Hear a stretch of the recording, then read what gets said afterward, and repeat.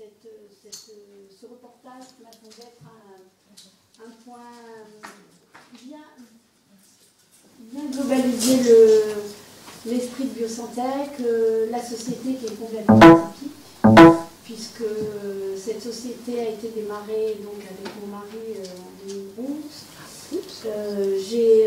On a créé cette société d'une façon complètement folle sur un coup de tête avec Jean qui... Ces exils en Belgique, merci. Qui m'a dit que le docteur Lauré avait une molécule qui était intéressante et sur laquelle il avait travaillé, qui n'avait pas eu de chance puisque en fait elle avait été testée avec 3 protéines TAP différentes et que ces protéines avaient été donc challengées ensemble, que les résultats qui avaient été publiés en 2008 n'avaient pas du tout été jugés et appréciés par le monde scientifique comme ils auraient dû être, puisque l'expérimentation sur les singes a montré qu'en fait la molécule d'Aventis n'était pas la bonne, ce qui les a désespérés. Ils ont euthanasié les macaques et le docteur Lauré n'a pas eu on va dire l'oreille qu'il aurait dû avoir du monde scientifique à cette époque, c'est-à-dire en 99.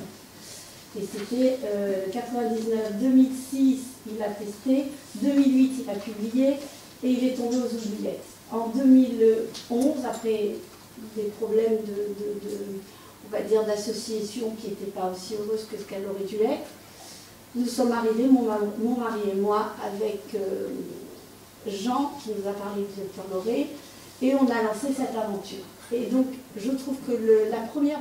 Merci beaucoup d'avoir accepté notre invitation. C'est l'une des pistes les plus prometteuses à ce jour pour mettre au point un vaccin thérapeutique contre le sida. Et derrière ce projet, pas de grand laboratoire ni de firme industrielle mondiale, mais une petite société française quasiment inconnue baptisée Biosantec. Oui, le vaccin mis au point par cette société n'est pas préventif, c'est-à-dire qu'il n'a pas pour but d'empêcher des patients de contracter le virus du sida. Il s'adresse aux personnes séropositives dans l'objectif de les guérir. Et c'est le seul vaccin thérapeutique à avoir reçu l'autorisation de passer en phase 2 d'essai sur l'homme. C'est un reportage signé Marie-Charlotte Duluc, Maxime Soulard, Isabelle Gastebois. Voici TatoYI. Dans cette protéine se cache peut-être le premier vaccin destiné aux personnes séropositives. Un pari fou, imaginé par ce couple, Corinne et Roger Trégé.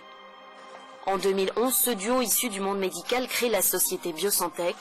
Ensemble, ils rachètent les licences liées à la protéine et misent sur la réussite du vaccin. Un véritable coup de poker. On a investi non seulement des économies qui n'étaient pas des économies, c'est-à-dire qu'au lieu de rembourser nos dettes, on a mis l'argent qu'on devait dans ce projet, en disant on verra plus tard. Et après, la vie a fait qu'on a pu avancer, mais c'était un truc de kamikaze. À la mort de son mari il y a 2 ans, Corinne Trégé se jette à corps perdu dans l'aventure Biosantec. Biosantec le matin au petit déjeuner, Biosantec à midi, Biosantec le soir, Biosantec la nuit. Il faut y croire, il y a un moment, il faut y croire. Je crois qu'il n'y a que la foi. Dans son laboratoire de l'Université de Marseille, Jean-Marc Sabatier y croit aussi. Avec Biosantec, il dirige actuellement les essais cliniques les plus avancés au monde. Dans ces éprouvettes, la protéine TatoYI, principe actif du candidat vaccin. Cette molécule donc injectée chez une personne va susciter donc la production d'anticorps qui vont être capables de neutraliser en fait les différentes souches de virus. Donc ça va être une molécule capable de stimuler le système immunitaire et capable de neutraliser la grande variété du virus VIH. Pas question ici de guérir du sida, mais la vaccination permettrait une alternative à la trithérapie. Traitement lourd et contraignant pour les malades. Tout va dépendre de l'efficacité en fait de ce candidat vaccin, c'est-à-dire que s'il a une très bonne efficacité, il devrait pouvoir se substituer à la trithérapie. S'il a une activité modérée, du coup, ça sera une molécule qui aura un intérêt dans l'arsenal thérapeutique, qui sera une molécule de plus qui a une activité antivirale et qui pourra complémenter les autres molécules qui sont utilisées en trithérapie, par exemple. Jean-Marc ? Si les essais sont concluants, c'est aussi grâce à l'investissement de Corinne Trégé. Allez, montre-moi là. Avec peu d'argent et des moyens réduits, Biosantec fait figure de petit pousset. Pourtant, l'entreprise garde une longueur d'avance sur les gros laboratoires. C'est quand même assez exceptionnel de faire arriver une molécule à ce stade, disons, sur ses propres fonds, sans l'aide de Big Pharma ou de sociétés qui ont les reins assez solides. Hein. Je pense que c'est un cas assez unique, avec un coût très réduit, hein, puisque je pense qu'elle a investi 10 fois moins au minimum qu'aurait pu investir donc une société qui développe des médicaments contre le VIH. La vaccination, un espoir pour les séropositifs. Mais il faut quand même raison garder. La phase de test devrait encore durer plusieurs années avant de confirmer ou non l'efficacité de ce vaccin. On suivra tout ça, bien sûr. Que se passe-t-il dans le cerveau d'un fétichiste? Bonne question. Il vaut mieux qu'il attende qu'il y ait le vaccin avant d'y réfléchir. Ça serait bien.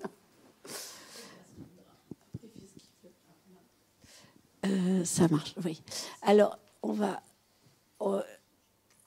je vous remercie donc d'avoir écouté la petite présentation donc de ce joli reportage. Je vais faire donc une petite présentation avant de passer aux scientifiques purs qui sont Jean Mareuil et Dr Lians. Alors, on a dans l'organigramme... Ah, il passe tout seul. Il va plus vite que moi. Ça, c'est un sale coup. Ah, voilà, c'est bon, s'il veut bien rester. Alors, on a donc la société Biosantech, la fameuse société Biosantech, qui a été créée donc en avril 2011, qui a repris les 2 licences au CNRS qui ont trait à la protéine TAT-OYI, qui, comme on va vous l'expliquer un peu plus tard, a une qualité extraordinaire, qui a donc été synthétisée, repérée par le docteur Lauré, qui est toujours chercheur au CNRS, et qui appartient, donc les brevets appartiennent à l'université d'Aix-Marseille et au CNRS, et grâce à la SAT, avec lesquelles j'ai signé ces licences. Donc, il y en a une un peu plus vieille que l'autre, c'est-à-dire qu'il y a la 99 où il a observé et la première déposé le premier brevet, et ensuite il a amélioré ce brevet et il en a déposé un nouveau en 2008. Les essais ont été faits donc sur le macaque qui est avec la nouvelle protéine, mais qui sont les deux mêmes protéines, sauf qu'il a amélioré son brevet en repérant un épitope 3D dont on va parler après. Je vais laisser le docteur Mareuil en parler après. Donc il a amélioré un deuxième brevet, ce qui nous a obligés à prendre 2 brevets en fait. Voilà. Alors là, c'est l'organigramme tel qu'il a été petit à petit amélioré. Vous me faites du mal là.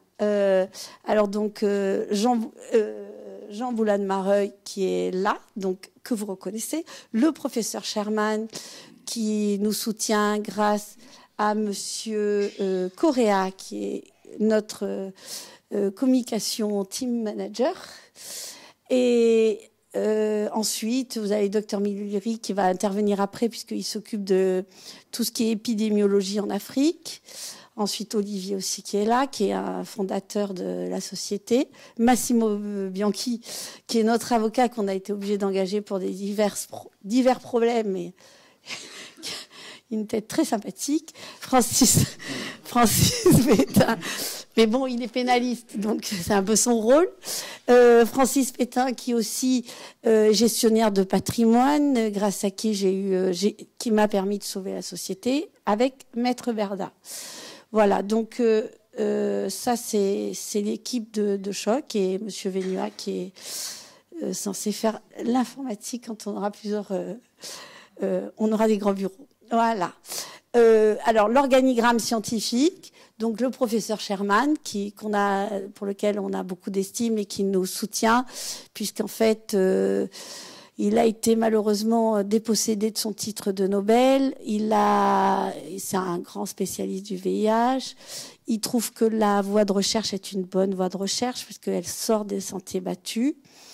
Et il aurait dû être là, mais bon, en ce moment, il est un petit peu souffrant. Donc, j'espère que la prochaine fois, on l'aura avec nous. Le docteur David Liance, qui est là, à côté de moi, qui on a demandé de rejoindre notre équipe parce qu'on a il fallait étoffer notre équipe au niveau qualité de connaissances scientifiques et de système qualité de l'essai clinique, parce qu'on a avancé avec tellement peu de choses et tellement de petits moyens qu'à un moment, on a été rattrapé par le devoir de vraiment d'engager des professionnels. Michel Paul Correa, grâce à qui donc j'ai eu le soutien du professeur Sherman, qui me soutient chaque jour au niveau psychologique, au niveau tout, voilà, et qui m'aide à tenir le cap. Donc je le remercie ici parce que heureusement que je l'ai. Donc Jean-Marc Sabatier, que vous avez vu pendant le reportage, qui est donc un génie de la synthèse peptidique. Or, la protéine TAT est une peptide qui va nous aider à l'améliorer. Ça, on en parlera, enfin, les scientifiques vous en parleront après. Docteur Jean de Mareuil, grâce à qui j'ai eu l'information que la TAT-OYI était complètement abandonnée dans un laboratoire, qu'on avait une chance d'avoir quelque chose et d'aider la population des séropositifs. Ensuite, il y a Madame Séverine Pitel qui m'a toujours soutenue aussi et qui est en charge du monitoring des indications, qui m'a soutenue parce qu'à un moment je n'avais plus trop d'informations au niveau des essais cliniques et qui m'a dit que ça avançait bien et qu'on avait des résultats qui étaient encourageants. Estragène Service qui, toujours dans le même esprit du docteur Liance, nous a rejoints pour nous faire la pharmacovigilance de l'essai, qui permet donc de s'être mis en règle par rapport à l'ANSM pour les événements graves indésirables, qui, même s'ils n'ont pas été liés au vaccin, ont existé, quelques-uns, très peu, il y en a eu peut-être 3 ou 4, mais l'appendicite, le bras cassé, on est obligé de le signaler à l'ANSM comme étant les patients inclus, qui se sont cassés le bras, qui ont eu des problèmes autres que ceux liés à la vaccination, on est obligé de les déclarer à l'ANSM. Et c'est Annie-Claude Bénichou qui nous a permis de nous mettre en règle avec l'ANSM. Voilà, comme avec David Liance, parce qu'en fait, David Liance, Calissima, Stragène Service, après on va avoir besoin d'un audit externe, et sont des personnes qui nous permettent d'avoir une validation de l'essai clinique et de pouvoir dire que ça fonctionne. Donc, actionnaire majoritaire, actionnaire fondateur, donc Olivier Donchini, hop, je reviens. On a actionnaire fondateur et les investisseurs Happy Capital qui m'ont permis de sauver la société avec la famille Sylvestre. Bon, Sylvestre plus Bonacorsi, mais bon, Sylvestre, c'est le groupe, et qui m'ont permis, donc, merci à tous ceux qui sont à la deuxième ligne, parce que il y aurait plus de première ligne s'il n'y avait pas les 2 dernières lignes. Voilà. Maintenant, je laisse la place à Monsieur Jean de Mareuil, qui va vous parler de l'épidémie du sida, s'il arrive à s'en sortir avec le... Tiens. Voilà. Voilà. Merci. Bonsoir. Bon, effectivement, je pense que donc moi j'ai toujours soutenu donc Biosantech. Et puis bon là, effectivement, je les rejoins un peu plus pratiquement parce que pour de multiples raisons. Et je pense que comme beaucoup de gens, c'est parce que il y avait des personnes motivées. Et vu l'intérêt du sujet, donc ça a permis à à Biosantech de vivre et de pouvoir sortir cet essai de vaccin sur le sida qui nous touche tous, et avec effectivement des prix défiant toute concurrence. Voilà, donc c'est une question de volonté de chacun. Et heureusement qu'on a pu faire effectivement ce système de crowdfunding et trouver des moyens pour pouvoir poursuivre ces essais. Donc, comme vous le savez, le virus du sida touche en fait le monde entier. Ce que vous savez peut-être un peu moins, c'est que le virus du sida est très très variable. Donc il y a énormément de souches différentes de virus, parce que le virus a une machinerie pour se multiplier qui fait qu'il génère tout le temps des erreurs et donc qui crée des mutants, beaucoup plus qu'une bactérie ou même n'importe quel organisme, par exemple comme les moustiques. On sait que quand on traite une population de moustiques, il y a des mutants qui apparaissent, mais le taux de mutation, d'apparition de ces mutants est beaucoup moins important que celui du virus du sida, qui lui va créer très rapidement un grand nombre de variants et de mutants. Donc on est dans un système très complexe pour un vaccin. Donc on ne peut pas, donc, dans cette perspective, imaginer un multivaccin avec X souches de virus. Il faut essayer de trouver une partie commune à tous ces virus mutants pour pouvoir détruire l'ensemble des virus. Donc, c'est ce qui s'est trouvé avec le vaccin qu'on est en train de développer. Donc, ici est représenté en fait les chiffres de l'OMS. Donc, il y a qui datent un peu, mais donc ils sont déjà assez clairs. Donc, il y a encore énormément de personnes qui sont contaminées et nouvellement infectées. Et non seulement donc un peu dans toutes les parties du monde, mais aussi malheureusement en France.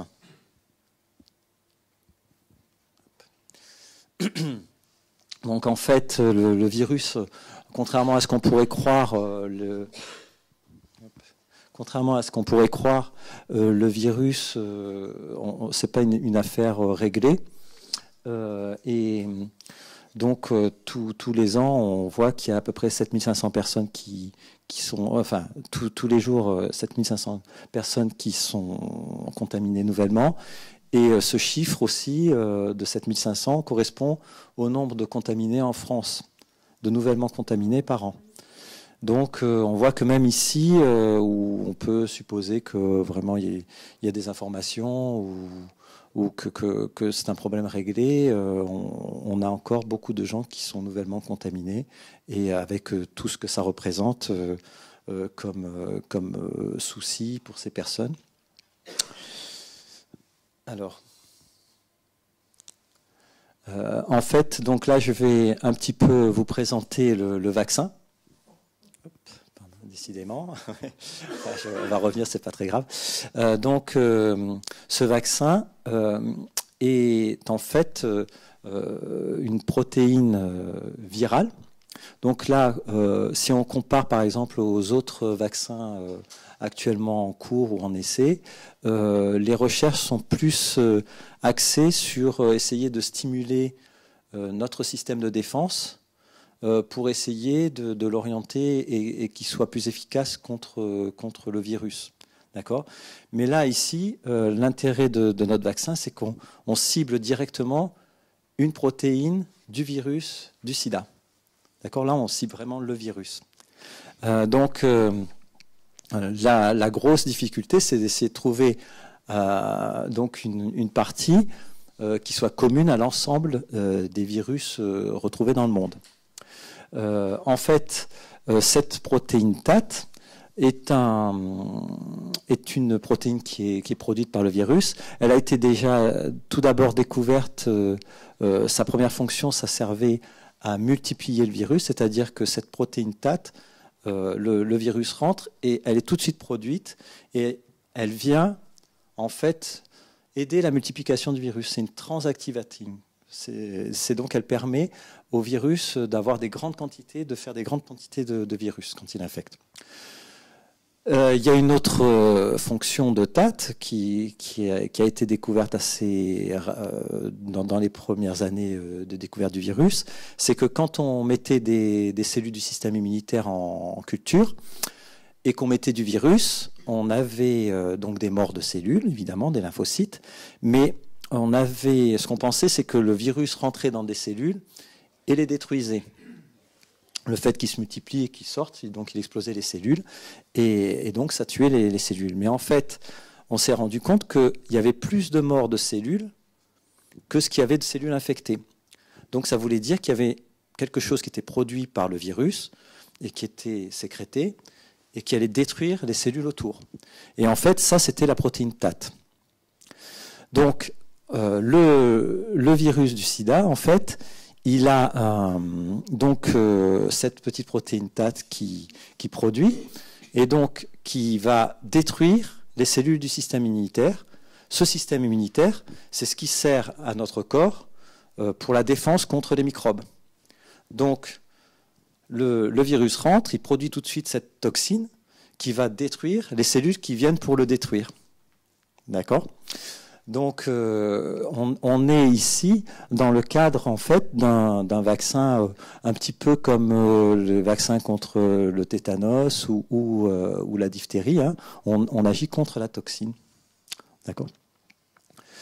Alors, ce qui est aussi noté ici, c'est, outre certains travaux que j'ai pu faire dessus, notamment montrer que cette protéine TAT tuait différents types de cellules du système immunitaire.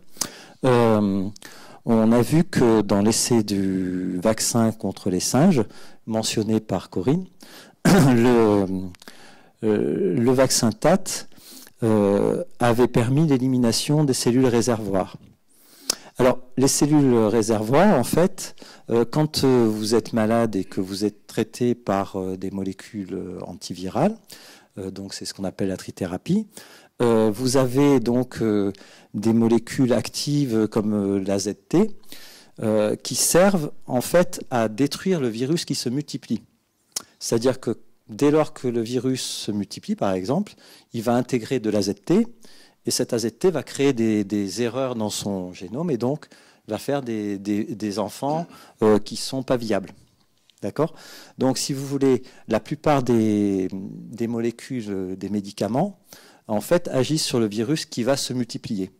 Mais tant que le virus reste dans une cellule sans s'exprimer, il n'est pas détruit, pas reconnu et pas détruit. Donc, ce qui fait que quand quelqu'un est soigné par la trithérapie, le jour où il arrête la trithérapie, même s'il n'avait pas de virus parce qu'il arrivait à détruire tous ceux qui étaient produits, à un moment donné, donc dès qu'il arrête la trithérapie, il y a du virus qui ressort. Et c'est pour ça que, voilà, c'est que pour ça, et ça, c'est rapidement, généralement dans les semaines, dans les 2-3 semaines après l'arrêt de la trithérapie. Donc, on a utilisé en fait cette propriété pour faire les essais. Donc je vais en revenir un peu plus dans le détail. Donc là, mais auparavant, je vais juste vous préciser l'origine du vaccin Tato-YI.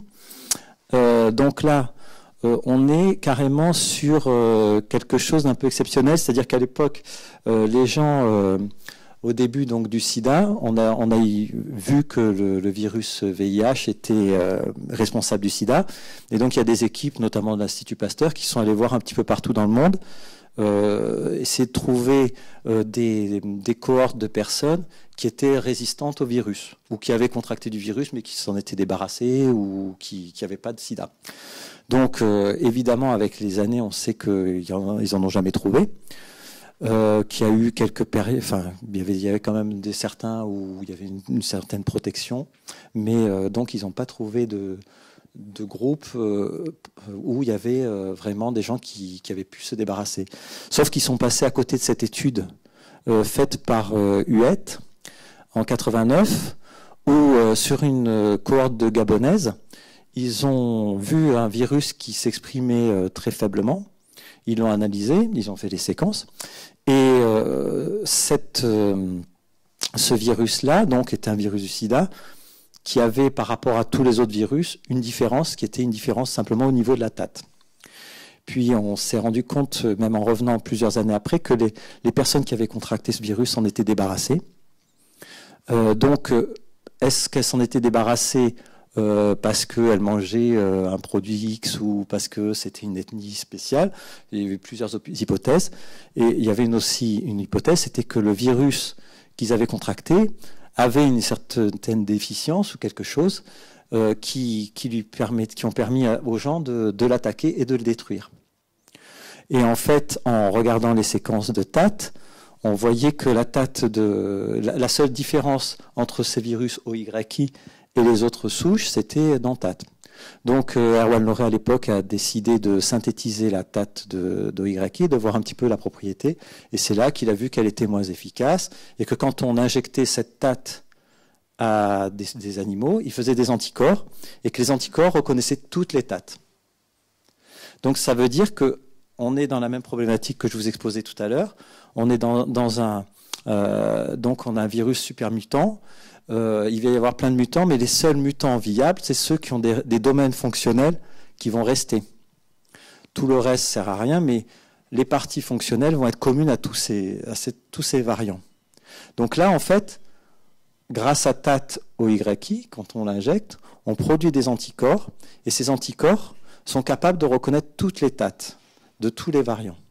Si on prend une TAT d'un variant africain, par exemple Eli, qu'on l'injecte à des animaux, ils vont faire des anticorps qui sont capables de reconnaître cette même TAT, mais qui ne reconnaîtront pas la TAT européenne, HXB2, ou la TAT asiatique. D'accord? Donc, là, on est sur un domaine fonctionnel, et le vaccin est capable donc de produire des anticorps qui bloquent cette protéine tueuse et qui bloquent la protéine tueuse chez tous les virus. D'accord? Donc, voilà le fond du résultat. Et donc c'est pas une invention qu'on a eue dans la tête, si vous voulez, c'est juste une idée, mais c'est en fait un coup de chance et un variant du virus qui nous a apporté la solution, quelque part. Donc là, juste par rapport, là, c'est pas très, je sais pas si c'est très éthique, mais en fait, voilà, à l'époque, et tout le temps, il y a les gens chez qui on prenait le virus, on appelait par les 3 premières lettres de leur nom pour après les récupérer. Enfin bref. Donc effectivement, cette dame qui commence par OYI, chez qui on a isolé le virus, en fait, on l'a vu plusieurs années plus tard, elle a eu des enfants, elle n'avait pas de virus, en fait, elle s'est débarrassée du virus. D'accord. Donc,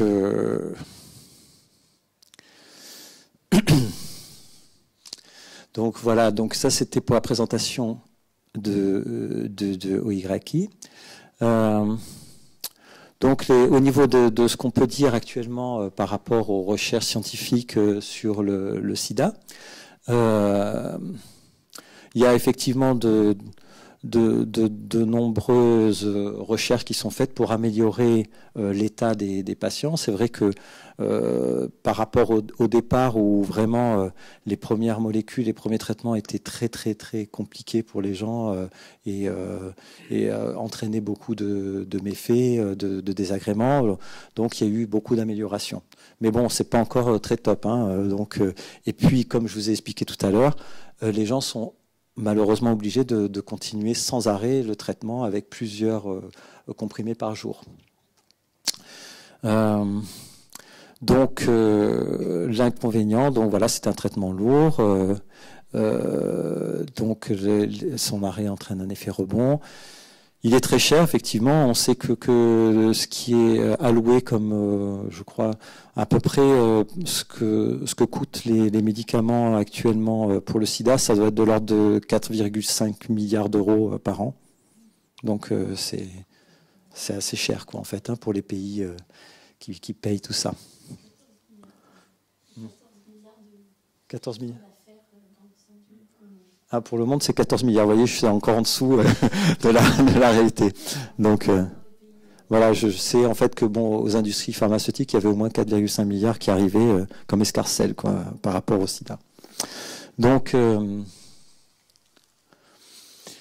là, je vous parle de... Donc, je vous ai dit un petit peu tous les... donc les résultats qui avaient été faits sur TAT et sur les patients. En plus, il y a d'autres études qui avaient été faites sur des gens qui ne progressaient pas dans la maladie sans avoir de traitement. Donc, ce qu'on appelait des non-progresseurs à long terme, donc des gens qui arrivaient à avoir du virus, mais qui évoluaient pas vers la maladie. Et chez ces gens-là, on s'est rendu compte que plus ils avaient d'anticorps anti-TAT, et moins ils avaient de virus. Et donc, ils étaient aussi protégés. Donc, grâce à des anticorps, les gens qui arrivaient par chance à faire des anticorps anti-TAT, en fait, n'évoluaient pas, la maladie n'évoluait pas. D'accord ? Et plus ils avaient d'anticorps anti-TAT, et moins ils avaient de virus circulant dans le sang. Donc, tout ça, c'était, on ne savait pas quelle est la chèvre, l'œuf et tout ça. Donc, la preuve de concept, c'est quand même chez l'animal d'essayer de voir si quand on faisait le vaccin, on avait effectivement une protection. Donc c'est ce qui a été fait sur les singes et effectivement il y a eu 7 macaques qui ont été vaccinés avec donc TATO-YI et le résultat a montré que il y avait deux qui n'ont pas eu de réponse intéressante, mais 3 qui avaient une virémie baissée. D'accord, hein, normalement, ils devaient avoir X millions de virus, et puis ils en ont eu 10 fois moins. Et puis un de 2 logs et un de 3 logs. Et notamment un qui en avait pas du tout, qui s'était en fait complètement, qui était complètement protégé. D'ailleurs, on s'est demandé à l'époque si cette protection n'était pas due à autre chose ou que la personne s'était trompée en injectant du virus. Donc on lui a remis bien quelques coups de virus, le pauvre bestiau. Et en fait, pas du tout, il n'a pas du tout développé de charge virale. Et sur ces macaques, en fait, tous ont eu des cellules réservoirs sans virus détectable. C'est-à-dire que qu'est-ce que c'est les cellules réservoirs? C'est ce que je vous expliquais un petit peu tout à l'heure. C'est que le virus va se mettre dans des cellules, il reste comme ça sans s'exprimer, et donc dès qu'on arrête la trithérapie ou comme ça, donc le virus peut à nouveau s'exprimer et il sort de ces cellules réservoirs et il produit. D'accord ? Donc là, on a eu plus de cellules réservoirs détectables grâce à ce vaccin. Donc c'est vraiment aussi porteur d'espoir. Si on arrive à transposer vraiment ces résultats chez l'homme, c'est extraordinaire, quoi. Donc, voilà. Oups. Voilà. Donc ça, c'est ce que je vous disais tout à l'heure. Voilà.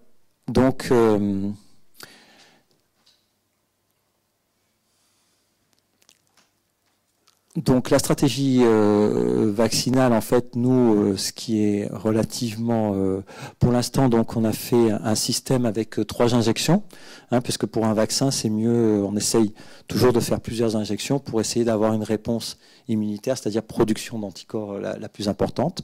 Hein. Donc après, effectivement, il faudra voir, peut-être en améliorant les techniques, peut-être avoir à faire moins de faire simplement une injection, mais bon, tout ça c'est des prospectives, mais on n'en est pas là, malheureusement. Le protocole tel qu'on l'a fait, donc c'est 3 injections de TAT sans adjuvant. Bon, ça c'est une raison particulière parce qu'on n'a pas envie de modifier la TAT qui se présente d'une façon tridimensionnelle particulière. Donc quand on rajoute des adjuvants, on risque de modifier sa propriété. Les adjuvants, c'est des petites molécules qui permettent de stimuler le système immunitaire et, disons, entre guillemets, de diminuer la quantité de produits qu'on va mettre pour faire le vaccin. Donc ensuite, cette TAT-OYI, en fait, simplement, par rapport au TAT normal, elle a une mutation particulière, ce que je vous disais, qui était en fait la cystéine 22. Et voilà, donc c'est la stratégie qu'on va utiliser. Alors, dans un premier temps, c'est ce qu'on espère, c'est qu'on va voir, c'est si effectivement le vaccin va permettre aux gens de se maintenir avec 0 virémie. Donc, le protocole a été fait dans ce sens. Donc, en fait, il y a eu 48 patients, donc 4 groupes de 12, qui ont été injectés avec différentes doses. Une dose de 11 microgrammes, une de 33, une de 100, quoi, en fait, hein, et une avec du placebo, c'est-à-dire la suspension saline qui a servi à diluer le vaccin. La protéine TAT, elle est dans de l'eau, quoi, en fait, dans de l'eau salée, et donc on n'a mis que de l'eau salée dans les placebos. D'accord ? Donc ça permet, si vous voulez, comme ça, c'est en aveugle. Les patients, les personnes qui injectent, tout ça, personne ne sait qui a quoi, c'est tout numéroté, et ça permet d'éviter d'avoir un effet, disons, psychologique et d'être biaisé.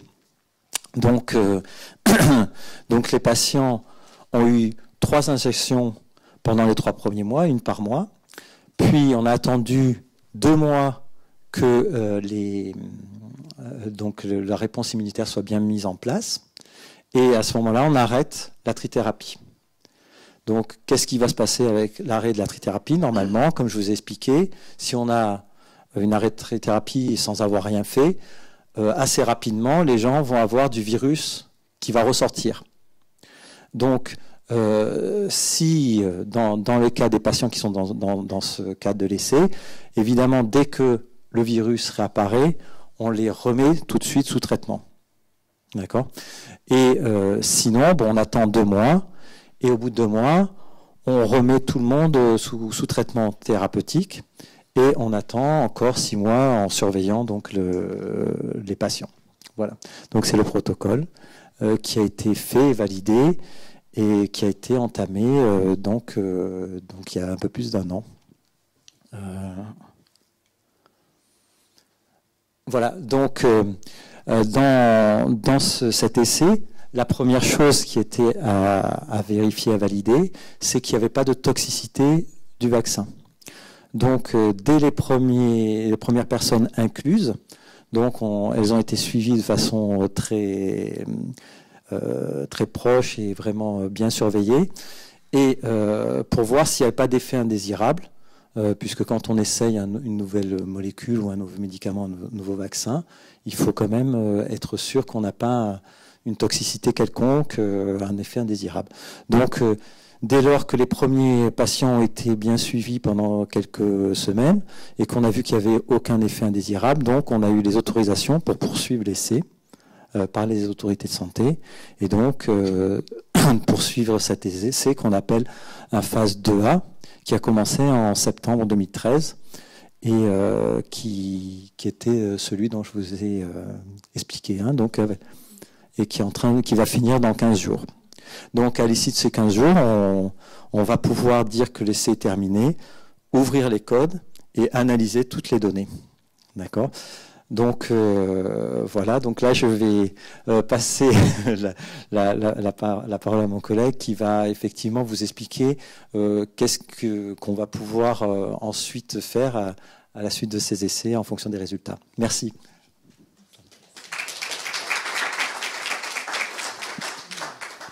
Bonsoir, donc je suis le docteur David Diaz, j'ai juste me présenter 2 minutes avant de commencer avec les slides, c'est vrai que ça change tout seul. Donc moi, ça fait plus de 20 ans que je fais de la recherche clinique, donc je développe des médicaments, j'ai travaillé dans le vaccin, dans des diagnostics, et je suis spécialisé depuis un certain nombre d'années dans tout ce qui est un petit peu grave, c'est-à-dire cancérologie, en particulier cancer de l'enfant, maladies rares, maladies orphelines. Quand on m'a contacté, je suis le dernier arrivé dans la bande, hein, quand on m'a contacté en me disant il y aura quelque chose qui pourrait être intéressant, il y a un projet qui est en train de franchir un cap vraiment important, il a peut-être besoin qu'on puisse aider et accompagner pour les étapes ultérieures parce que c'est vraiment crucial. Je fais un peu comme tout le monde, j'ai commencé à regarder. Je connaissais évidemment, on est toujours un petit peu à l'affût de ce qui se passe en France et dans le développement, donc ça ne m'était pas totalement inconnu, mais je ne m'étais jamais plongé dans le dossier totalement. Alors vraiment, ce qui m'a séduit par rapport à ce projet, c'est l'approche innovante. Donc, quand on travaille dans les maladies un peu rares et graves, on se dit que si on fait exactement la même chose que ce qu'ont fait les autres, c'est pas sûr que ça marche mieux. Là, on avait vraiment une spécificité. C'est-à-dire que on attaquait ce qui a été bien expliqué, je n'aurai pas les mots pour l'expliquer aussi bien, mais on attaquait le problème par une porte un petit peu dérobée. On ne voulait pas forcément cibler le vaccin directement pour reconnaître le virus, parce qu'il y en a 36 000, il change tous les jours, mais c'était par la toxine de ce qui était sécrété, et qui finalement était la même pour tout le monde. En tout cas, une petite partie qui était la même pour tous ces virus-là. Donc on passait par une autre porte qui paraissait intéressante. Deuxième point, c'est qu'on avait une clé pour toutes les serrures. Là aussi, c'est assez unique. C'est vrai que le vaccin, il y a eu quand même beaucoup de choses qui ont été développées. Il n'y a rien qui est encore sorti jusqu'à présent, parce que c'est complexe. Et on a vraiment du mal à trouver que ce qui unit finalement, on va dire, la dangerosité de ce virus. Et là, on a quand même une solution qui paraît assez élégante. Il y a peut-être bien une seule clé qui peut ouvrir toutes les serrures. Et donc, celle-là, ça valait, de mon point de vue, la peine de se poser la question. Puis le dernier point, puis après je passerai au futur du développement, c'est que souvent, on part d'une très très bonne idée, qui est une idée, on va dire, théorique. Donc on est derrière son éprouvette, et on regarde, et puis j'ai une cible, j'ai une molécule, j'ai un médicament, et puis il semble que ça se coince bien là-dessus, que ça devrait pouvoir agir sur la maladie, peut-être. Puis après on le met dans une autre éprouvette, et puis on met 2 éprouvettes, puis après on passe chez l'animal, et puis après on va évidemment chez l'humain, et c'est là qu'on va avoir la démonstration. Ça marche ou ça ne marche pas. Mais il y a quand même beaucoup d'interrogations dans toutes ces étapes. Là, on avait quand même une expérimentation tout à fait liée au hasard, qui a tout à fait été bien présentée, sur des populations et des personnes qui ont quand même eu une évolution tout à fait surprenante et atypique de leur maladie. Et il semblerait, alors on n'a pas forcément toutes les informations, mais il semblerait quand même que la raison pour laquelle ces patients n'ont pas évolué de la même façon, voire pour certaines ont pu éliminer totalement le virus, c'était parce qu'il y avait eu la présence de cette particule un petit peu particulière et que, on va dire, ce virus un petit peu spécial les avait protégés de tous les virus du sida possibles. Donc on a quand même des signaux cliniques chez l'homme que finalement on a bien la possibilité de faire en sorte de contrôler mieux la maladie et qu'il semblerait quand même bien, avec toutes les études qu'on a, même si on n'a jamais tout, que ça pourrait peut-être bien passer, on va dire, par cette solution. Donc, du coup, voilà, je me suis lancé. Alors, le programme de développement clinique, c'est toujours long, c'est toujours un petit peu compliqué. On a des séquences, donc phase 1, phase 2, phase 3, voire phase 4. Donc, globalement, on essaye d'amener la force de la conviction et de la preuve petit à petit. On ne peut pas tout avoir. Il faut répondre une question par une question. Alors au début, ce qui est le plus important, c'est est-ce que je ne suis pas toxique? C'est-à-dire, est-ce que faire mon vaccin, je ne vais pas rendre les gens plus malades, simplement de les avoir vaccinés à cause de ce produit-là? On ne connaît pas la réaction que peut avoir le vaccin. Ça joue sur l'immunité, et donc l'immunité contrôle quand même énormément de choses. Évidemment, la défense contre les microbes, contre les virus, mais potentiellement, on va dire, d'autres maladies. Là, on a été tout à fait rassurés. Ça, c'est la phase 1. Vous pouvez injecter le vaccin, aucune inquiétude. Donc c'est déjà quand même la première chose. Je n'ai pas de risque que je fais courir aux patients. On a eu l'autorisation, évidemment, sur cette base-là, de commencer donc la phase 2A, qui était, mais est-ce que j'ai un signal suffisamment important que ça marche? Que ça ne fasse pas de mal, bon, c'est une bonne chose. Si on a juste une pommade pour la peau, ça peut peut-être suffire. Quand on a une maladie grave, on ne peut pas se contenter, on va dire, de la sécurité, de la toxicité. Je veux dire, ça a même passé parfois au second plan. Le premier plan, c'est est-ce que j'ai une efficacité? Donc on va définir un certain nombre de critères, que ce qui serait la meilleure preuve de la démonstration que ce produit marche. Et donc on se met d'accord avec les cliniciens et évidemment avec les autorités de santé. Comme ça a été montré dans cette étude-là, c'était on injecte à différentes doses. Est-ce qu'il y a une dose qui va être injectée chez les patients qui va permettre de contrôler cette virémie? Donc l'expression du virus et de faire en sorte que non, il ne se réplique plus. Donc on va dire il est tranquille, quiescent. Alors même qu'on a arrêté les seuls traitements qui aujourd'hui permettent de contrôler ça, qui sont les trithérapies. Sans trithérapie, au jour d'aujourd'hui, ça flambe. Donc la maladie repart. Donc les trithérapies ne font que contrôler, comme ça a été bien expliqué. Là, est-ce qu'on peut faire la même chose, plus, on verra plus tard, mais déjà au moins la même chose, sans les trithérapies. Donc là, on va avoir un vrai signal d'activité. On va savoir quelle est la dose, oui, non, ça fonctionne, chez combien de personnes. Et en parallèle, on va essayer de trouver un petit peu la cause. On essaie d'être rationnel. Si jamais c'est parce que j'ai vacciné avec cette protéine et qu'il y a un contrôle quelque part de la maladie, j'imagine que c'est parce que la vaccination a entraîné la production de ces anticorps, donc qui reconnaissent justement la protéine dans le corps. Donc je vais faire les deux choses. Regardez à la fois l'expression du virus, c'est-à-dire est-ce que j'ai des virus, est-ce que j'en ai beaucoup, est-ce que j'en ai moins, et est-ce que j'ai une vraie réaction immunitaire, c'est-à-dire est-ce que le vaccin a bien entraîné cette production d'anticorps. On imagine que c'est quand même quelque part la cause de la réponse. Donc ça, ce sont les objectifs qui avaient été fixés avec l'agence pour la première partie de cette phase 2A, dont le dernier patient finit, on va dire, son suivi à 1 an avant la fin de l'année.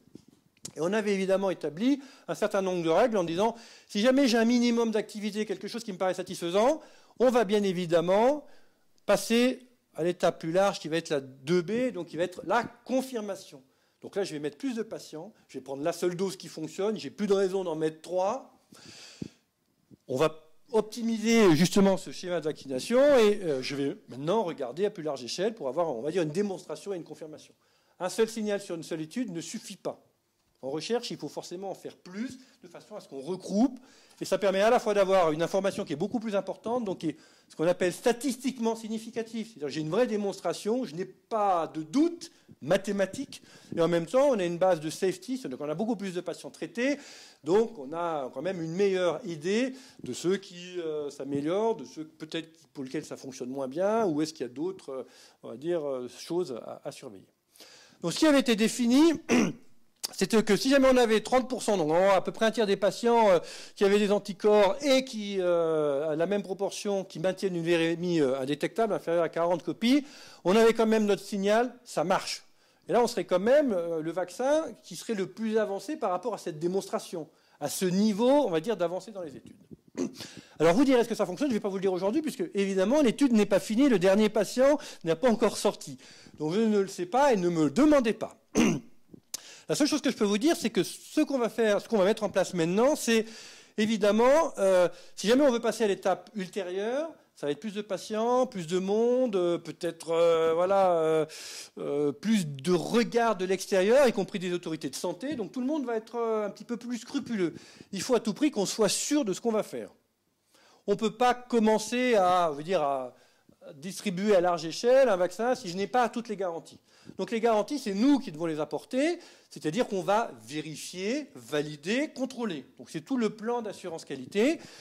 Ça va nous prendre 2-3 mois à partir de maintenant. C'est-à-dire que là, on va tout nettoyer, checker, double-checker, mettre des petites croix dans toutes les cases, de façon à s'assurer que les patients ont bien été suivis exactement, conformément au protocole. On a bien récupéré toutes les informations, tous les prélèvements biologiques ont été faits au bon moment. Ils ont été, on va dire, techniqués, analysés de la bonne façon. Et j'ai totalement confiance dans les résultats, quels qu'ils soient. Là, on est bien clair, on est dans la recherche. Donc cette étape-là va nous prendre à peu près 2-3 mois. Et donc après, on va ce qu'on appelle geler la base. Donc on va dire tout est propre, on est tous d'accord, on se réunit autour de la table et je dis maintenant je ne change plus rien. Je n'ai plus le droit de changer. Et à ce moment-là, après j'appuie sur le bouton, enfin c'est une façon de parler, mais c'est un peu cette façon-là. Donc l'analyse statistique qu'on aura validée, c'est-à-dire on va aussi se mettre d'accord sur exactement comment j'analyse de telle façon, pourra être faite et on aura les résultats qui vont enfin pouvoir sortir et qu'on pourra communiquer dès qu'on en aura pris connaissance nous-mêmes.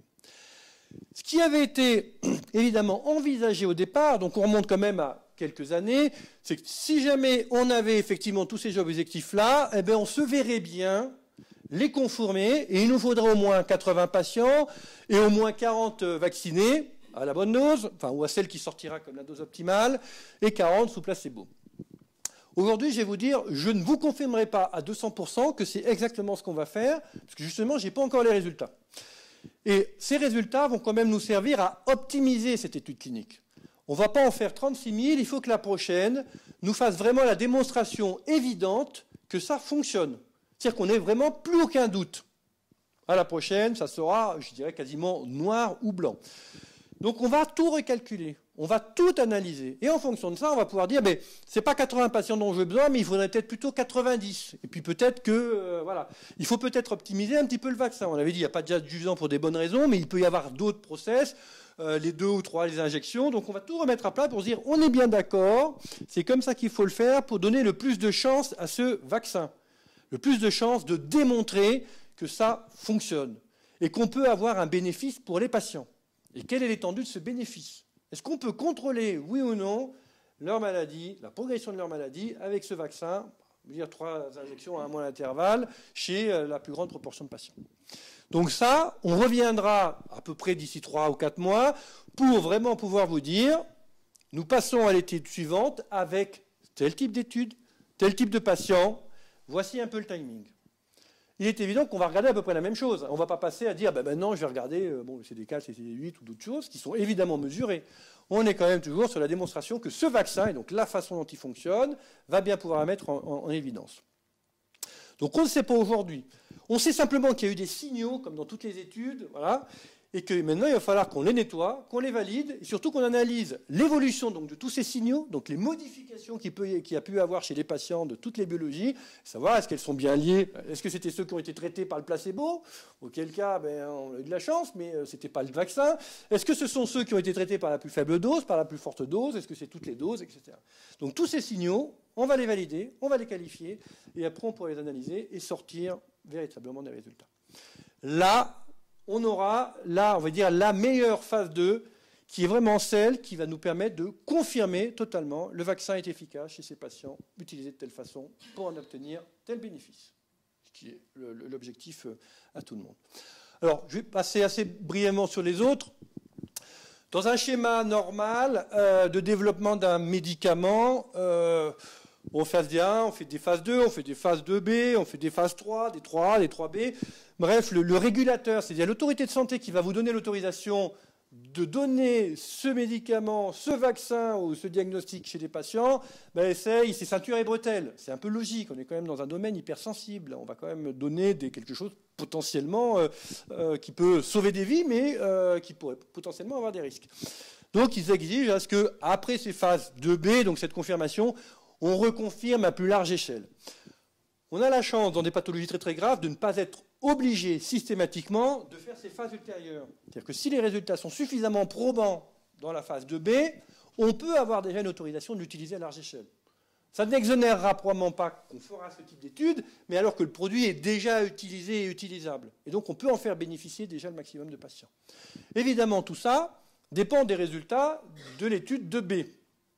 C'est pour ça qu'il faut l'optimiser de façon, on va dire, pas à la faire à moitié, pour pas se retrouver avec des résultats qui, à la fin, ne permettent pas de conclure totalement. Et qu'il vaut mieux prendre une semaine de plus ou un mois de plus pour vraiment faire en sorte d'avoir le type d'études, les gens qui vont le faire, les laboratoires, on va dire toute la logistique et tout ce qui est autour, qui est totalement calé pour mettre le maximum de chances de démontrer le bénéfice du candidat vaccin. Donc ça, c'est simplement de la théorie. On vous reverra bien avant qu'on passe normalement en phase 3 pour vous donner les résultats de la phase 2A et puis après, ce que nous allons faire dans la phase 2B pour pouvoir le confirmer.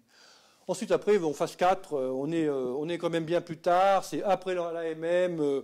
Bon, là, on verra, mais je ne vais pas vous en parler maintenant. Donc voilà, donc pour l'instant, nettoyage, on est dans nos dossiers, on va voir un petit peu tout le monde. Et on aura d'ici à peu près 3 mois, un petit peu de patience pour avoir les résultats.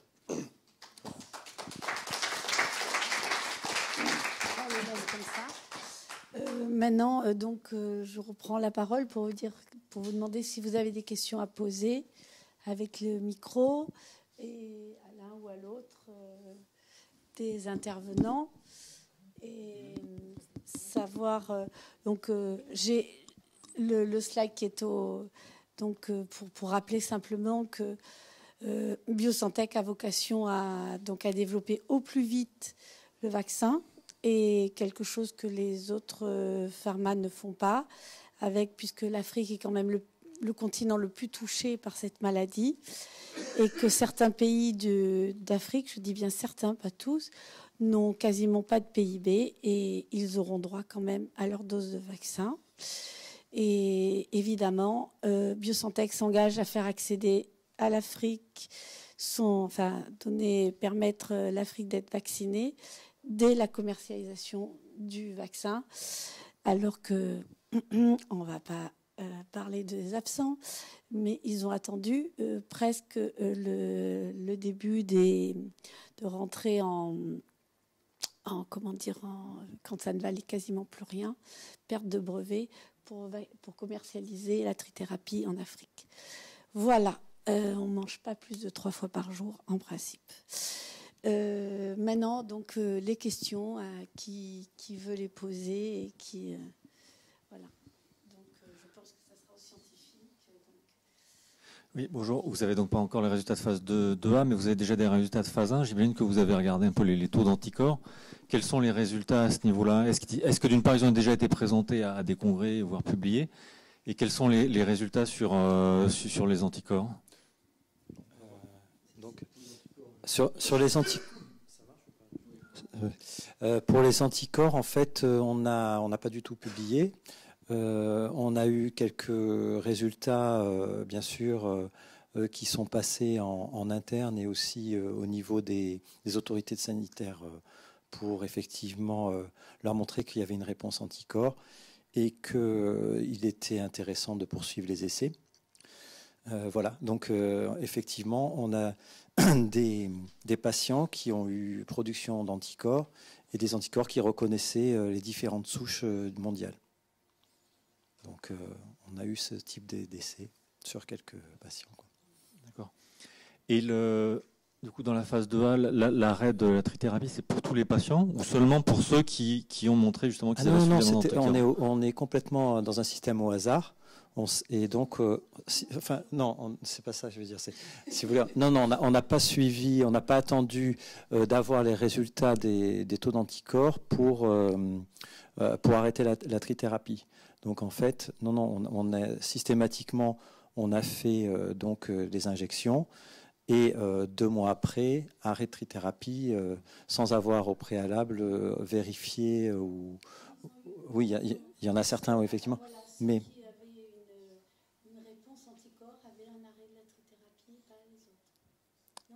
Ah d'accord. Donc je ne savais pas ça, parce que je n'étais pas au courant de ce protocole. D'accord. C'était lié, c'était lié. Là, je n'ai pas vu ça. Oui, non, tu n'as pas vu, moi j'ai vu le monitoring. D'accord. Désolé. Donc c'est que, parce que ça m'étonnait un peu, dans le groupe placebo, ça paraît un peu risqué. Donc c'est uniquement chez les patients qui ont des anticorps. D'accord. Et qui sont quel pourcentage des patients inclus? Comme on est en plus en train de nettoyer toutes les données, il faut qu'on revalide un petit peu tout. Nous n'avons pas de résultats au jour d'aujourd'hui, y compris sur ce paramètre, puisque c'est un paramètre du critère d'évaluation. On va dire, selon la plaisanterie de Pierre Dac, un nombre suffisant qui nous permettait de réfléchir à pouvoir passer en phase 2B. Voilà. Vous prévoyez combien de temps pour la phase 2B? Le plus vite possible, madame. C'est-à-dire, comme a dit le docteur Lians, c'est qu'on a aujourd'hui une des récupérations de données. L'arrêt s'arrête qu'en mi-décembre. On a récupération, le gel de la base, le nettoyage, la mise en place du système qualité que le docteur a l'habitude de faire et que jusque-là on n'avait pas fait. Donc on a des remises à niveau. Et à ce moment-là, on va faire le plus vite, parce que nous, on n'a que les moyens de trouver, on n'a pas les moyens de chercher, donc il faut qu'on fonce. Voilà. On a 3 mois pour nettoyer tout ça, avoir un peu les résultats, et après il faut quand même encore quelques mois pour se mettre d'accord sur ce qu'on va faire. On est sur 2015, début oui. Et les autorisations de la NSM prennent parfois un certain temps. On dépose un dossier, il faut attendre qu'ils nous répondent. Alors, ils sont parfois un petit peu lents. Là, pour ce type de projet, habituellement, ils répondent dans les délais, on va dire, des 30 jours réglementaires. On arrive à avoir la possibilité. Mais donc, le but, c'est qu'effectivement, sur 2015, oui. évidemment, mais on a eu... soit lancé. excusez-moi, on a eu l'autorisation de commencer normalement la phase 2B à la suite immédiatement de la phase 2A. Étant donné que, comme a dit le docteur Lians, le docteur Lauré avait été parti sur le flow comme ça, puisqu'il était à l'époque référent du promoteur, il a obtenu le fait par la NSM de passer en phase 2B immédiatement à la sortie de la phase 2A. Mais le but, c'est qu'il faut optimiser maintenant le vaccin, parce que ce qui était à l'époque, vous m'arrêtez docteur si je dis une bêtise, moins de bêtises, on était sur des principes qui étaient le vaccin à l'époque où il n'y avait pas de trithérapie, donc ils ont fixé aléatoirement 30%, ils auraient pu fixer 25%, ils auraient pu fixer 40% pour dire le jour où on arrive à avoir une virémie indétectable ou stable à 40% de patients vaccinés, on a le vaccin. Maintenant, il y a la trithérapie. Donc le process n'est plus du tout intellectuel, n'est plus le même. Parce que la trithérapie permet de soigner 100% des patients, même si dans le temps après, ils ont des problèmes, ils ont des échappées, parce que le traitement dure tellement longtemps maintenant, 25, 20 ans, il y a des gens qui sont depuis toujours sous trithérapie. Donc, au bout de 5 ans, la dernière conférence où je suis allée, ils expliquaient qu'au bout de 5 ans, tous les patients qui étaient atteints du sida et qui étaient sous trithérapie avaient un problème de résistance. Voilà. Donc, il fallait qu'ils changent de traitement. Donc, alors après, maintenant, là, ils sont en train de faire à Melbourne, ils faisaient ce que j'appelle le jeu des 7 familles. C'est-à-dire que moi, j'en ai un qui attaque le foie, l'autre, il en a un qui attaque le cœur, l'autre, il en a la tête. Et alors, si on baisse un peu la dose de celui qui attaque le cœur et qu'on lui rajoute celui qui attaque le foie un peu plus bas, on va peut-être faire un nouveau truc qui va nous permettre d'être de nouveau une AMM et on refait quelque chose. Ça, c'est génial. Ils ont réussi à ça. Donc, du chiffre d'affaires, Après, bon, ça, c'est leur boulot, hein, chacun son truc. Mais nous, notre principe, c'est d'arriver à une optimisation, à trouver l'adjuvant qui soit le meilleur, qui nous permette d'arriver à une super qualité, super couverture des vaccins et les résultats. Donc aujourd'hui, on n'est plus à 30%, c'est qu'il faut faire mieux si on veut être vraiment tip-top. Voilà. Juste un commentaire, j'ai vu qu'il y avait un regard un peu sceptique en disant on va commencer en 2B tout de suite sans demander l'autorisation. L'étude avait été théorisée comme une 2A 2B, d'entrée de jeu. Autorisée en quelle année? Il y a longtemps, non? En 2013. D'accord. Et donc, était déjà prévu au protocole ce que je vous avais montré. Si on a ces seuils-là, vous passez à la phase ultérieure. C'est-à-dire qu'elle était déjà considérée comme une étude à design adaptatif. Ce qui veut dire que si on fait stricto sensu ce qui avait été écrit, finalement, on a déjà l'autorisation. Je disais qu'on risque de l'optimiser. Il faut qu'on réfléchisse, est-ce que c'est vraiment exactement ça qu'on va faire ou est-ce qu'on va proposer une petite adaptation? Cette petite adaptation, évidemment, dans ce cas-là, doit être discutée avec les autorités de santé qui nous avaient autorisé à faire ça et strictement ça. Donc c'est ce que je disais, on fait un amendement ou donc qui peut prendre un temps, qui habituellement n'est pas le délai d'acceptation de je soumets une étude de A à Z totalement nouvelle, etc. et qui me fait, pas perdre du temps, mais qui me prend potentiellement plus de temps. Donc voilà pourquoi elle avait un statut, on va dire, administratif un petit peu différent. La phase 2B avait déjà été intégrée au moment de la soumission initiale. Mais si on rajoute un adjuvant, par exemple, on n'est pas obligé de repartir en phase 1? Alors c'est pour ça que le type exact, ce que je vous avais dit, de la phase 2B va dépendre un peu de notre réflexion et de nos résultats. On veut améliorer. En fait, voilà. On veut améliorer, revalider quelque chose, le proposer, le soumettre. Puisqu'en fait, ils ont accepté donc, les amendements, comme a dit le docteur Lians, des amendements qui nous permettent de passer tout de suite en phase 2B avec même un produit qui sera un peu différent. Mais il y aura des validations, on est d'accord, y compris sur des cas cliniques humains, sur un certain nombre de paramètres, si jamais on devait changer. On dit bien le si, parce que simplement, on ne veut pas aujourd'hui s'engager et dire mordicus, on est là. On veut vraiment faire une analyse la plus exhaustive des résultats, de tout ce qui a bien fonctionné, de ce qui potentiellement pourrait être amélioré s'il y en a, pour pouvoir vraiment garantir que l'étape prochaine, la 2B, est vraiment l'optimale. Donc si tout va bien et que tous les résultats sont tous en phase avec ce qu'on avait prévu initialement il y a 2 ans, ça va vraiment se dérouler, je ne vais pas dire comme sur un tapis roulant, mais presque. Mais aujourd'hui, on dit attention, on fera les choses au mieux. Donc, on va se donner le temps, pas trop important, mais nécessaire pour évaluer tous les résultats. Je vais poser une question bizarre, mais vous ne craignez pas d'avoir quand même des problèmes avec les gros labos, compte tenu que vous allez mettre sur le marché un produit qui est quand même un produit qui va être très efficace et qui va couper quand même l'herbe sous le pied. On ne va pas le faire tout de suite, de toute façon. On va leur laisser un peu de temps. Oui, alors, est-ce qu'en théorie, on peut avoir un problème avec des gros labos? Enfin, un problème non, mais voilà, c'est la concurrence. Est-ce qu'on doit s'abstenir d'essayer de développer un vaccin qui pourrait solutionner les choses parce que ça va et peut-être déplaire à certains? Bon, nous pensons qu'il faut de toute façon se donner les moyens de voir si ça fonctionne et puis après, nous gérerons ce qu'il en est. Mais oui, on est conscient. On y réfléchit. On va pas donner tout à un. On va pas on va pas avoir qu'une source d'approvisionnement. Enfin, tout ça, même si je ne fais pas vraiment intrinsèquement partie de l'industrie pharmaceutique, je cogite et j'essaye d'arriver à trouver, au fur et à mesure que j'apprends. Voilà, et ils mettront, ils s'habitueront et puis ils trouveront certainement. Ce qui est très curieux, c'est que au début de l'année, enfin quand on a commencé à parler avec Jean à l'époque de notre vaccin, puisqu'on avait grâce à Hélène Lévy et Raphaël Génin, on avait réussi à faire parler de Biosantech. C'était important et on a eu un coup de téléphone. Jean a eu un coup de téléphone merveilleux du président de la NRS qui nous a dit que voilà, il fallait arrêter de parler de nous, ça suffisait. Et je pense que c'est vrai qu'on ne fait pas plaisir à tout le monde et nul n'est prophète en son pays. Voilà. Donc c'est comme ça la vie. Il faudra bien. Et à mon avis, ce même président de la NRS a trouvé que finalement l'approche du vaccin thérapeutique n'était pas une si mauvaise idée que ça et qu'on pouvait y réfléchir, ce qu'il n'avait pas fait auparavant. Donc ça va peut-être permettre à plusieurs cerveaux de fonctionner, ce qui est fabuleux. Voilà. Est-ce que vous pouvez préciser... Je suis bien battu contre IBM il y a 40 ans.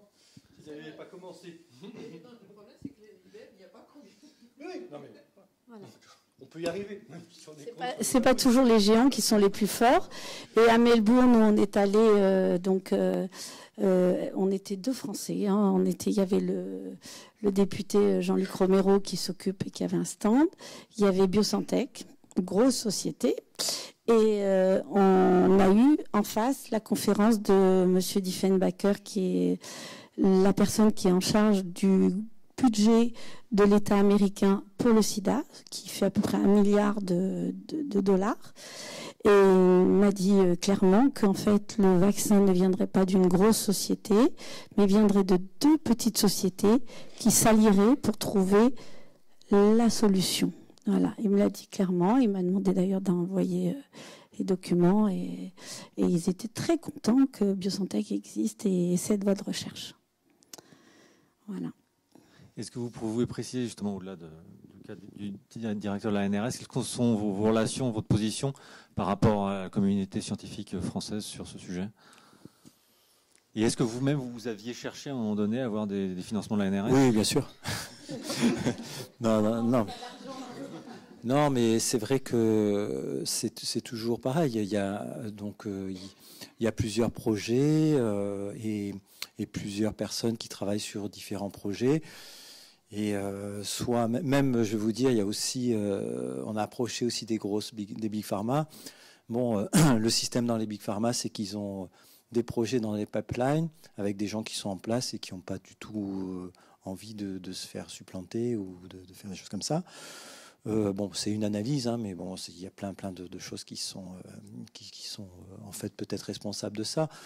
Par rapport aussi aux autorités, aux systèmes comme la NRS, des choses comme ça. Bon, effectivement, on a proposé demander des financements, des choses comme ça. Et bon, après, il y a plusieurs projets. Et, bon, ils font des choix. Donc, ils ont choisi d'autres projets. Bon. Mais par contre, attends, ils étaient très contents quand Erwan a sorti son projet de le tester. Donc ils ont testé les 3 au début. La TAT Bru, la TAT Toxoïde avec Aventis et la TAT OYI. Ils ont vu que ça marchait la TAT OYI, mais en fait par principe de politique, ça les intéressait pas parce que la TAT OYI était au CNRS et qu'il fallait qu'ils reprennent une licence dont ils n'étaient pas propriétaires alors que l'autre brevet ils en étaient propriétaires. C'est une question de politique. Donc ils ont dit ça marche pas sur le macaque, c'est pas grave, on tue tous les macaques et on repart à zéro et on va chez l'humain avec la TAT Toxoïde qui n'avait donné aucun résultat à la base. C'était pas un problème pour eux, ils sont partis allègrement. Mais bon, pour des raisons, parce que c'était plus difficile peut-être de s'accorder avec quelqu'un qui était CNRS, il fallait reprendre une licence, il fallait changer de voie de recherche, réapprendre à quelqu'un de comment travailler en équipe, etc. Donc c'est le problème. Et l'ANRS a subventionné la première étude des macaques qui a coûté une fortune. Mais quand ils sont aperçus que c'était pas leurs macaques avec lesquels il y avait des résultats ne leur appartenaient pas ni à Sanofi ni aux autres, ils ont zappé, ils ont dit on passe à autre chose. Voilà. Ça après, c'est chacun son. Alors il est évident qu'au jour d'aujourd'hui, d'entendre parler de l'étude qu'ils ont zappée il y a presque 15 ans, ça leur fait pas spécialement plaisir de l'avoir arrivé sur le devant de la scène. Oui, bon, heureusement actuellement, donc par ces biais effectivement comme le crowdfunding, on a pu développer le vaccin et l'amener jusqu'à ce niveau qui est déjà bien avancé. Et puis bon, comme vous avez pu le voir, on va rester tout à fait dans les clous par rapport donc à un travail tout à fait sérieux et scientifique et médical pour pouvoir vraiment avoir les bases d'un vaccin important. Voilà, donc on va rester tout à fait dans ce système. Voilà, bon, il s'est trouvé qu'on n'a pas été financé, aidé par les autorités depuis quelques années. Bon, voilà, c'est un constat. Après, c'est plutôt à eux de se remettre en cause. Voilà, bon. Mais bon, je ne m'étendrai pas plus dessus. Voilà. D'autres questions ? Je sais pas, je garde ça. Bonsoir. Vous dites que le vaccin permettrait de stabiliser la virémie. Or, vous dites aussi qu'il détruit les virus dans les cellules, à l'intérieur des cellules, donc le réservoir. Donc normalement, ça devrait entraîner une guérison totale, pas juste une stabilité. Et même presque un vaccin, finalement, une prévention. Oui, je réponds, moi. Oui, effectivement. C'est ça, ce serait une guérison Mais totale. on ne veut pas le dire puisqu'on n'a pas fait des essais dans ce sens. D'accord. D'accord. On peut, si vous voulez, effectivement, bon, après, on verra si on refait d'autres types d'essais en fonction des résultats et des personnes qui vont s'avérer avoir effectivement plus de virémie. Et puis bon, on va analyser effectivement les cellules réservoirs chez les gens qui ont été vaccinés, hein, bien sûr. Donc ça, c'est pour ça que justement, on va faire des analyses plus poussées au niveau de chaque patient. Et vraiment bien être dans les clous. Bon, c'est vrai que c'est notre espoir, mais là, c'est incorrect, si vous voulez, de dire ça actuellement, puisqu'on n'a pas fait les essais dans ce sens-là. Enfin, vous voyez, comme ça. Si on avait fait des essais en disant, OK, on arrête la trithérapie, et puis ad vitam aeternam, enfin, ou du moins pendant X mois, et puis on suit tel ou tel critère, effectivement, on pourrait vous dire, voilà, on est dans un vaccin totalement thérapeutique et les gens se sont débarrassés du virus, quoi. Mais c'est ce qu'on espère. Mais voilà. Et si tout se passe bien, est-ce que vous avez une idée du délai pour la commercialisation ou c'est vraiment trop vague? Ben voilà, c'est ce que disait mon cher confrère, c'est que là, on est en tous les cas, il va falloir faire la phase 2B et donc à la suite, éventuellement une phase 3, donc sur un multicentrique sur un nombre plus important. Voilà, en fonction, voilà. En tous les cas, dans tous les cas de figure, il faudra attendre au minimum presque 2 ans pour voir une éventuelle autorisation dans les cas les plus rapides. Bon, peut-être après, ça peut prendre 1 an de plus ou 2 ans de plus, mais bon, déjà, on sera très avancé et il y aura beaucoup d'espoir pour beaucoup de monde, quoi, à ce niveau-là. Mais là, on est un petit peu prématuré pour dire ce genre de choses. Voilà. Si vous voulez entendre que c'est l'année prochaine, on vous dit non tout de suite. Voilà. Donc c'est du domaine de quelques années, quelques étant un chiffre pas trop élevé, comme ça vient d'être signalé. C'est vraiment l'objectif de ce type de développement. Est-ce que vous aurez les moyens d'aller jusqu'au bout? Oui, quels sont vos moyens financiers? Écoutez, on a la chance donc d'avoir une trésorerie positive à la fin de l'année, bien sympathiquement positive. Mais bon, il y a tout le temps des frais. Hein. Je passe mon temps à recevoir des factures, donc pas trop de lettres d'amour, donc c'est comme ça. Et c'est des factures. Alors il est évident que on a une trésorerie positive, on a un petit matelas. Comme on a rentré de l'argent, on va pouvoir redemander à BPI Finance de l'argent. On va pouvoir avoir le crédit impôt recherche. Donc on est tranquille. Mais au jour d'aujourd'hui, le but, c'est de trouver un partenaire financier sérieux, solide, avec lequel on va pouvoir avoir la même éthique de développement et du produit, et pouvoir le commercialiser avec la charte que Biosantec s'est donnée. Et puis, bon, il y a de quoi faire. C'est-à-dire que aussi bien pour un investisseur que pour les pays et les personnes qui sont malades, je pense qu'on devrait arriver à faire quelque chose de bien. Voilà. Une question encore qui souhaite poser une question? Bon, alors on va lever la séance, si je puis dire. Non, mais c'est juste que je voulais rajouter, je pense, comme ça, intuitivement, c'est qu'au fur et à mesure des résultats, comme là, on a des résultats de plus en plus intéressants et pratiquement avec les... donc on est en train de confirmer ce qu'on avait pu attendre. Donc au fur et à mesure, on va avoir de plus en plus de gens qui seront d'accord pour entrer dans l'histoire et aider, développer. Voilà. Donc ça, c'est, si vous voulez, plus on avance et plus on va pouvoir développer le vaccin et le faire aboutir, quoi. Voilà. Enfin, ce qui compte, c'est d'arriver au bout de cette grande aventure. Qui est un combat de tous les jours, parce que c'est parce que mon mari est plus là que je mange pas Biosantec. Et ce qui compte aussi, c'est que ce qui m'a beaucoup touchée, c'est que toutes les personnes qui sont investies dans Happy Capital, ceux qui étaient fondateurs au départ qui m'ont aidé, et Jean qui m'a rejoint après, David qui est venu maintenant et qui m'avait jamais fait la déclaration qu'il a faite pour Biosantec, que j'ai beaucoup apprécié, et enfin toute l'équipe qui travaille depuis 2 ans vraiment bénévolement à tous les niveaux et qui participe à mes angoisses, à mes soucis. Michel Correa qui vient partout avec moi, qui est mon garde du corps, coach mental, et tout. Enfin, vraiment génial. Et c'est comme ça. Je crois que c'est parce que il y a cette cohésion désintéressée au sein de l'équipe qu'on arrive à faire ce qu'on est en train de faire. Voilà.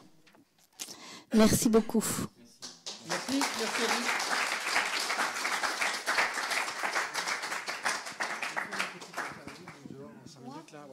Ah bon, ouais, d'accord. Oui, ok, on y va. Et les... Après, oui. Voilà. Vous avez de quoi vous restaurer et prendre un petit peu de... Voilà. Merci beaucoup. Je voulais reposer. On a fermé le banc, je ne pouvais pas monopoliser les questions. Juste pour rappeler.